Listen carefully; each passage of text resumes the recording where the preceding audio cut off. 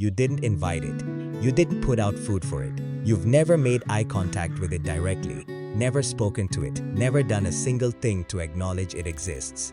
But for the third morning in a row, it's there. Same spot, same crow, sitting on the fence post at the edge of your yard, watching your house like it belongs there, like it has always been there, like it has somewhere specific to be, and that somewhere is here.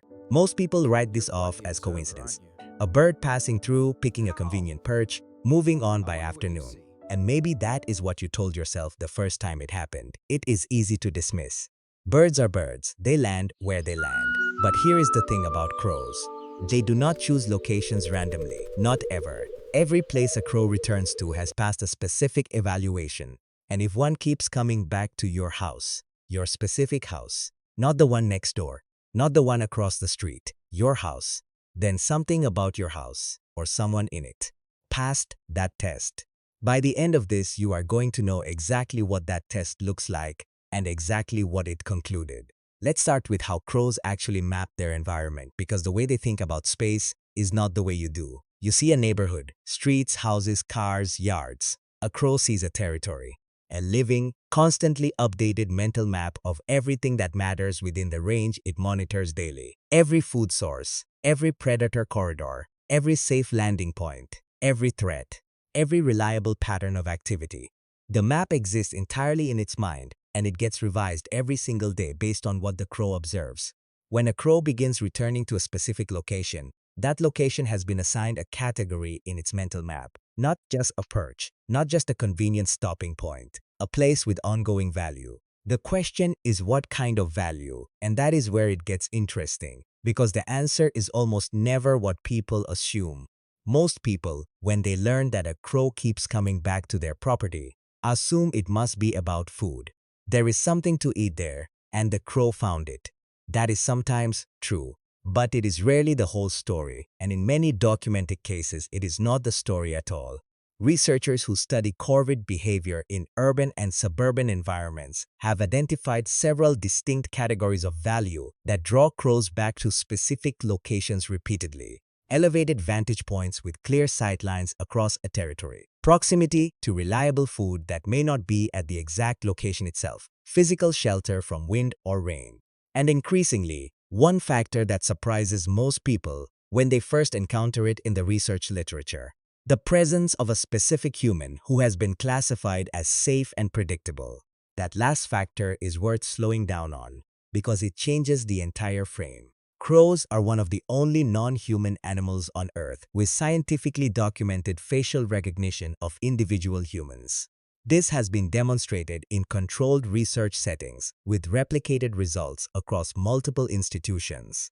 Crows distinguish individual human faces the way humans distinguish each other, not just as categories, not just as big human versus small human, but as specific, recognized individuals with associated behavioral histories. Think about what your daily routine looks like from the perspective of a crow that has been watching your house for 3 weeks. You come out the same door at roughly the same time. You move at a predictable pace. You don't lunge toward birds. You don't make loud sounds directed at them. You don't carry anything that has ever been used to threaten them. From the crow's standpoint, you are a known quantity, a large, slow-moving, non-threatening landmark that appears on a reliable schedule in a specific territory. Known quantities are valuable to crows, not because crows are sentimental about familiarity, but because predictability is a resource in its own right.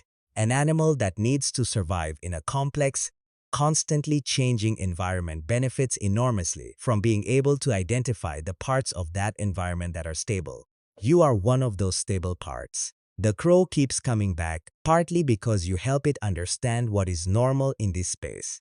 But there is another layer beneath this one, and it is the part that surprises most people when they first hear it. Crows do not just observe the humans in their territory passively.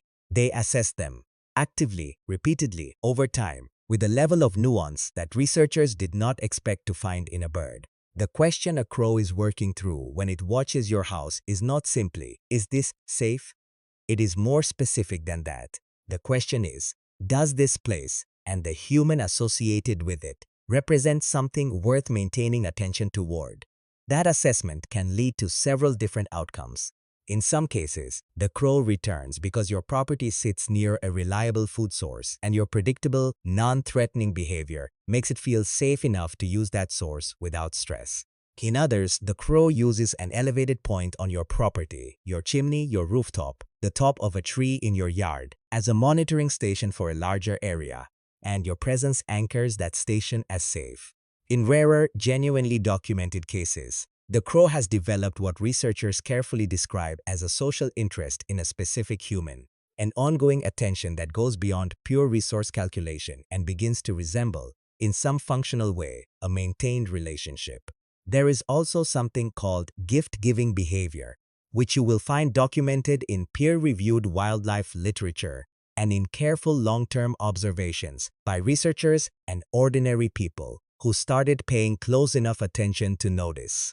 Crows in extended contact with specific humans have been observed leaving objects at locations associated with those humans. Bottle caps, buttons, pieces of foil, smooth pebbles, small items that appear selected rather than random, placed in spots that the crow has learned the human frequents. The behavior appears to function as a form of reciprocal exchange. The crow has received something from the relationship, even if that something is simply safety and calm and predictable presence, and it responds with an offering in kind. So here is what is actually happening. When a crow keeps returning to your house, it has made a decision about you and your space. That decision emerged from an evaluation process involving memory, threat assessment, spatial mapping, and possibly something that functions like social recognition. You are not just a backdrop to its daily movements. You have been actively assessed. And whatever that assessment concluded, it concluded that coming back here is worth doing. The practical thing to sit with is this. The crow is watching you more carefully than you are watching it. It knows more about your routine than you probably realize. The patterns you think of as incidental, the time you step outside, the path you walk, the door you use, the way you move, are data points the crow has been filing for weeks. The next time it appears in that spot, do not shoo it away. Do not pull out your phone and try to photograph it quickly. Just go about what you were doing. Move slowly. Be predictable. Because whatever relationship is being built here, the crow has already been building it. The only question is whether you are paying enough attention to notice.